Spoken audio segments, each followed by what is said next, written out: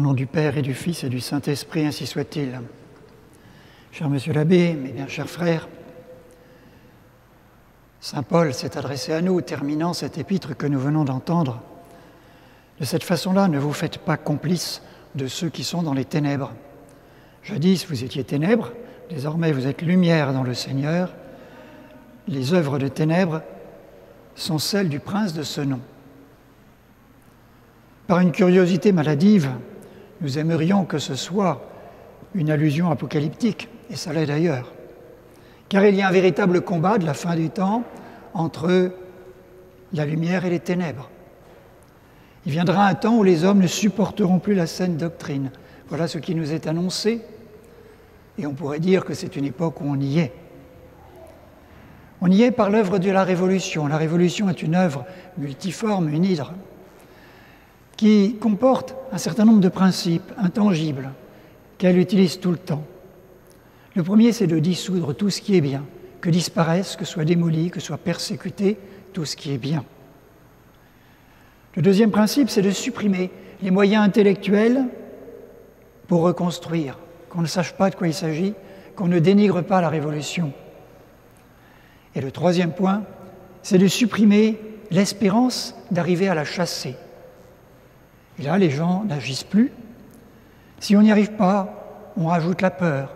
Ce que nous avons connu par ces dernières années, nous avons vu comment la peur était un jouet aux mains de ceux qui nous dirigent. Si on prend tous ces points, dissoudre le bien, empêcher et supprimer les moyens de comprendre où est la Révolution, et finalement perdre tout espoir de la vaincre, il semblerait que le combat est perdu. Oui, à vue humaine, on pourrait croire.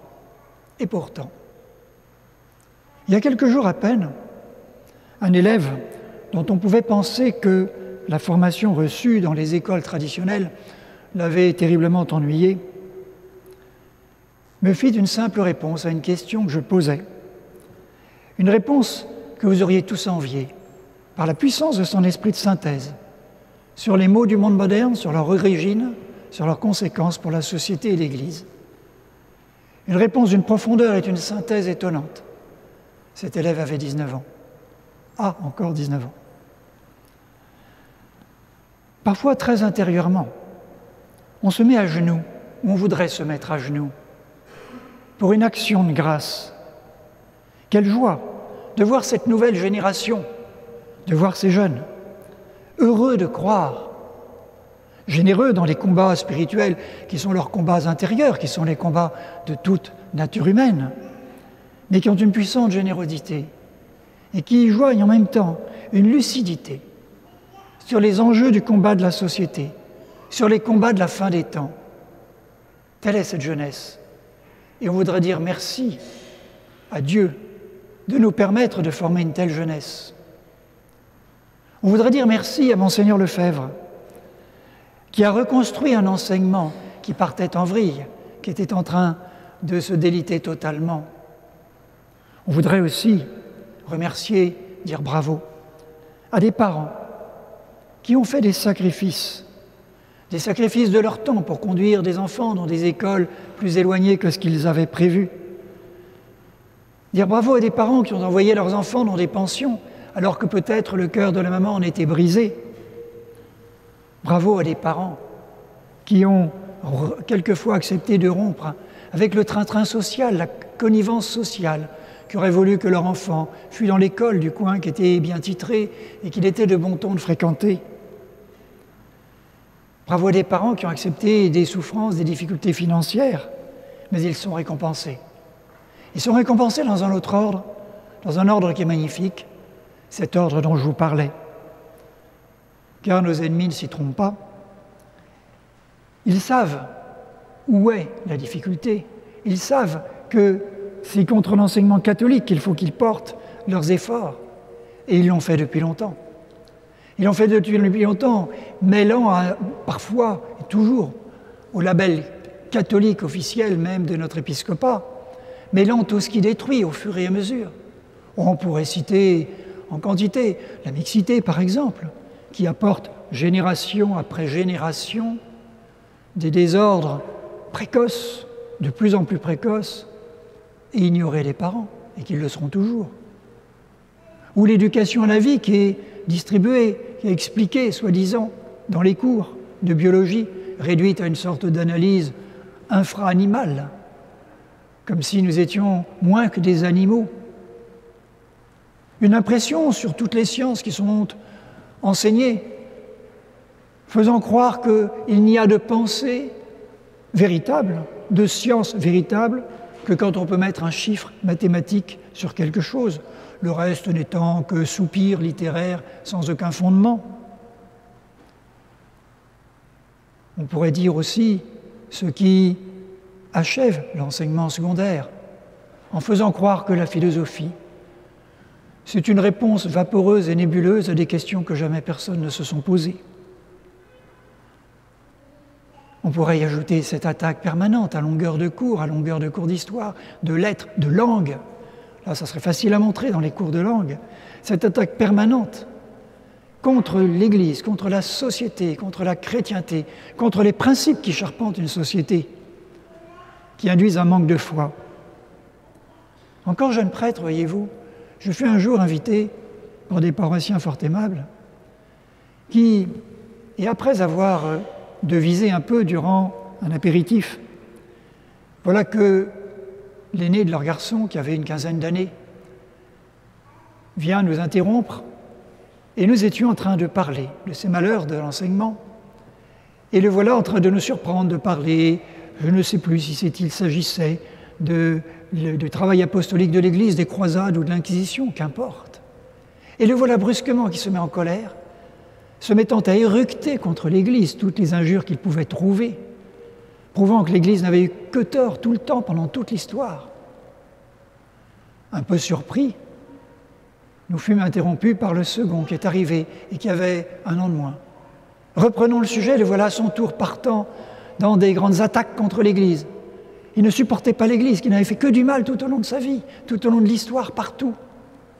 Ils étaient tous les deux à l'école Notre-Dame du coin. Et le troisième, il y avait de nombreux enfants, mais le troisième des garçons est arrivé. Il avait 1 an et demi de moins. Peut-être par espièglerie, lui ai-je demandé ce qu'il pensait de ce sujet-là. Et là encore, ce fut un feu d'artifice. Ils étaient tous à l'école Notre-Dame du coin, l'école Bonton.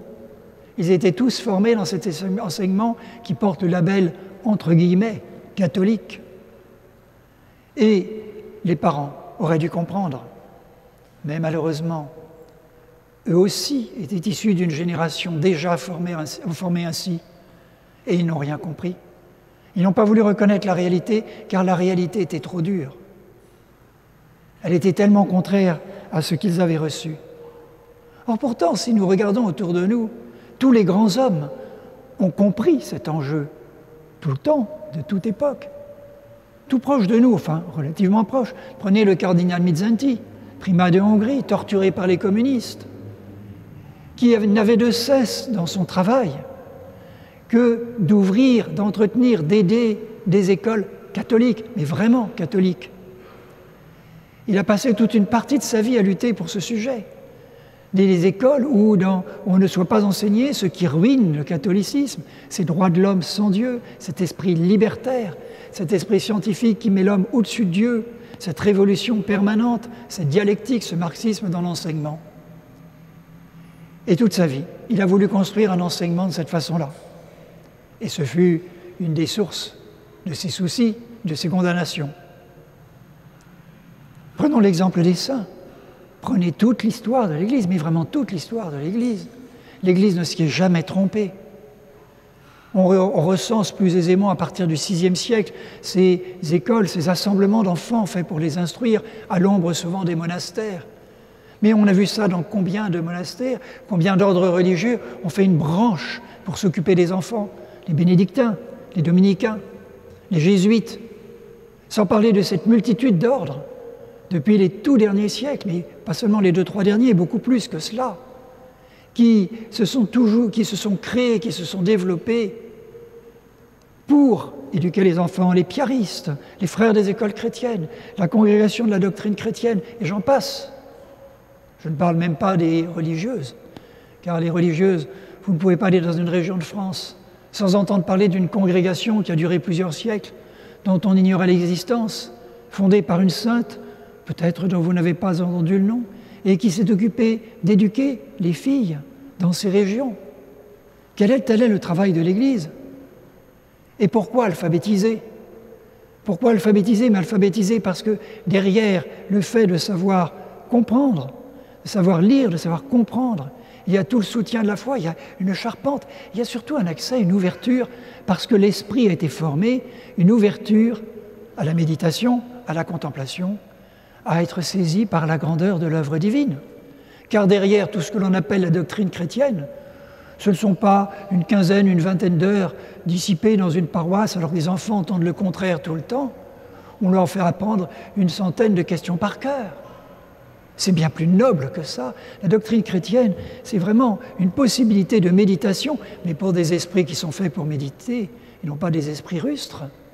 Et l'Église empêchait justement aussi bien les campagnes que les familles nobles, empêchait les bourgs comme les campagnes d'acquérir empêchait qu'on tombe dans cette pauvreté d'esprit et permettait, bien au contraire, qu'on ouvre son esprit aux choses les plus hautes.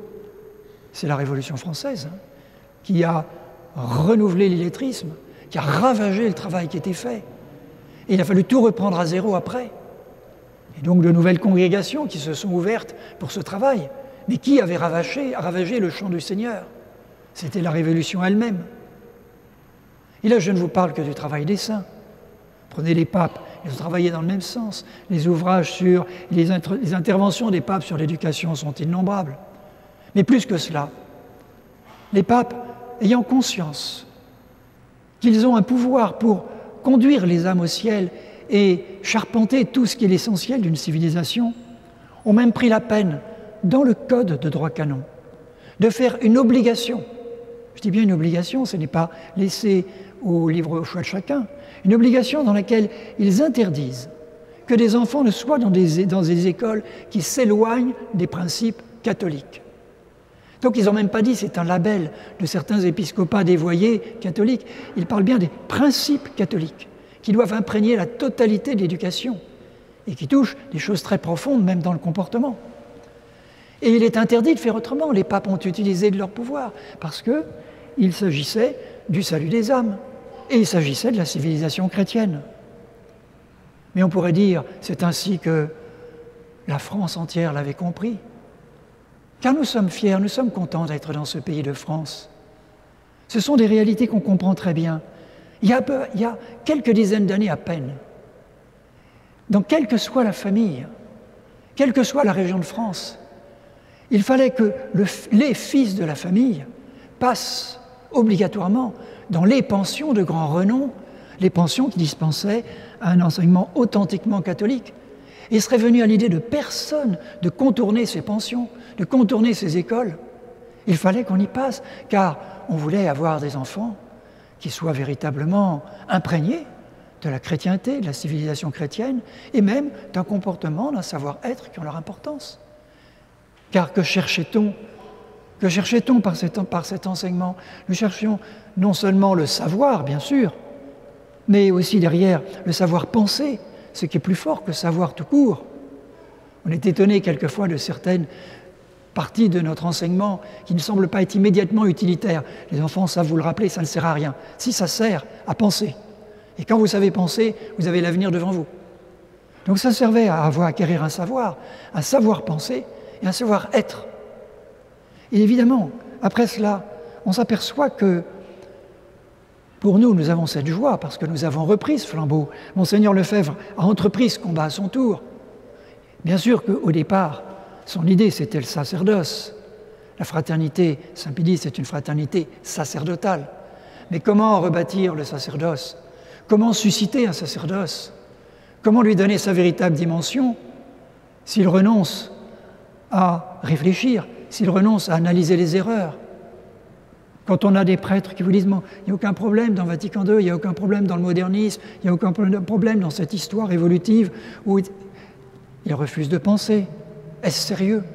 Et Monseigneur Lefebvre ne voulait pas nous lancer dans cette vie de l'Église, dans le cœur de la vie de l'Église, qui est le cœur du sacerdoce, sans qu'auparavant, il ait affaire à des gens qui aient reçu cette formation profonde.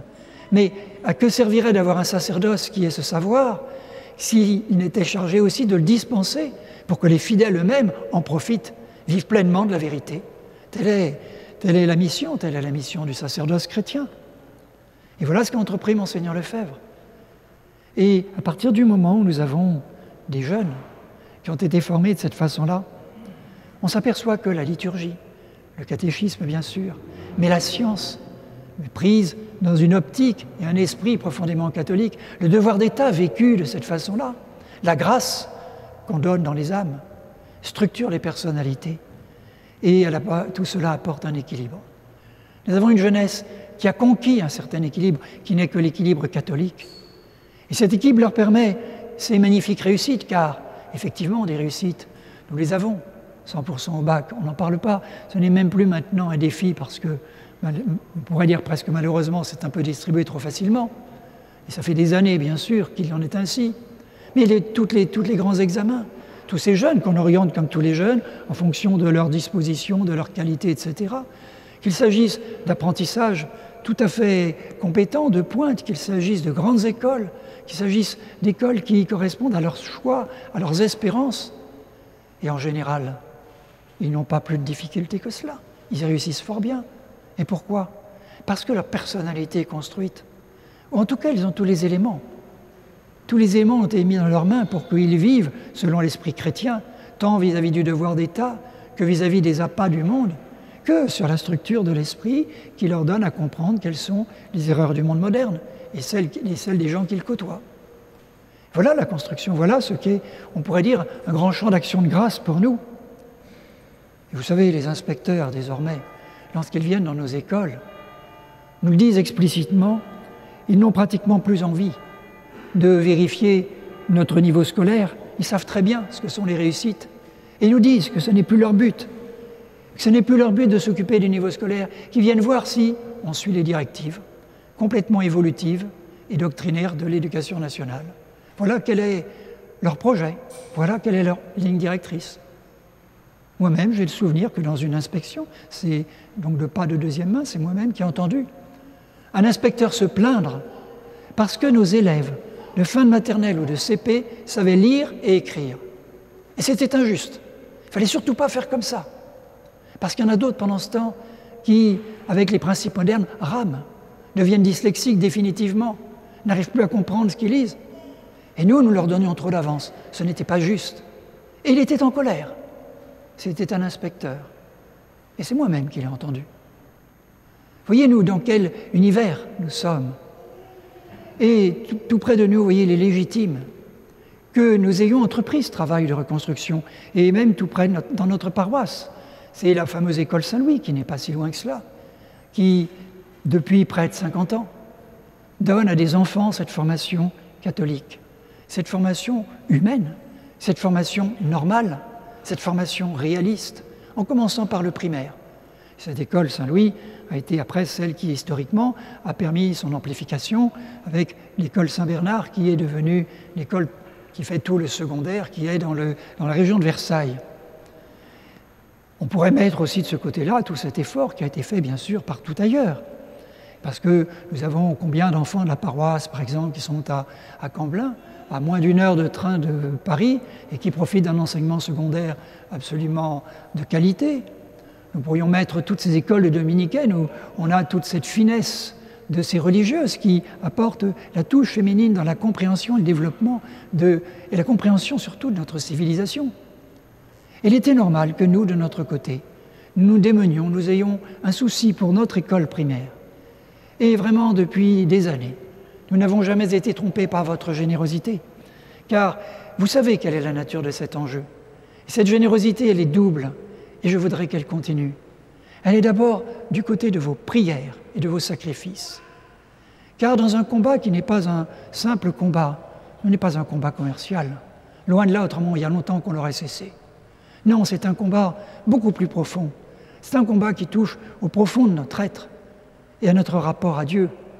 Et dans ce combat, eh bien, nous avons été soutenus par vos prières, par vos sacrifices, car tout ce qui a été réalisé jusque-là et qui sera réalisé encore n'est qu'un véritable miracle. Et donc il faut que vous continuiez de cette façon-là. Et puis, bien sûr, rien n'existe sans soutien matériel. Et votre soutien matériel a toujours aussi été généreux, il est très important. N'hésitez pas à l'amplifier, car c'est inimaginable les difficultés avec lesquelles on peut se débattre pour maintenir cet enseignement. Et c'est un soutien que nous sommes obligés de demander sans cesse. Alors nous avons besoin, et nous ne perdons pas d'idée, que pour l'âme de vos enfants, pour leur structure, leur pensée, comme de vrais catholiques, il faut être capable de tout mettre en œuvre. Et donc nous vous demandons encore cet effort de vos prières pour ce sujet-là, de vos sacrifices, de votre aide. Nous sollicitons encore votre générosité, comme ce sera fait à l'extérieur. Et d'avance, je vous dis vraiment un grand merci et que la Vierge Marie bénisse ce que vous faites pour ses propres enfants. Ce sont ses petits-enfants, elle, ses propres enfants. Pour encourager, pour aider cette œuvre des fils de Dieu. Merci pour tout ce que vous faites et pour vous encourager. Songez que déjà le pape Pie X vous aurait peut-être écrit, et il vous a écrit, peut-être sans le savoir, cette simple phrase : « La civilisation n'est plus à inventer, il ne s'agit que de l'instaurer et de la restaurer. » Au nom du Père et du Fils et du Saint-Esprit, ainsi soit-il.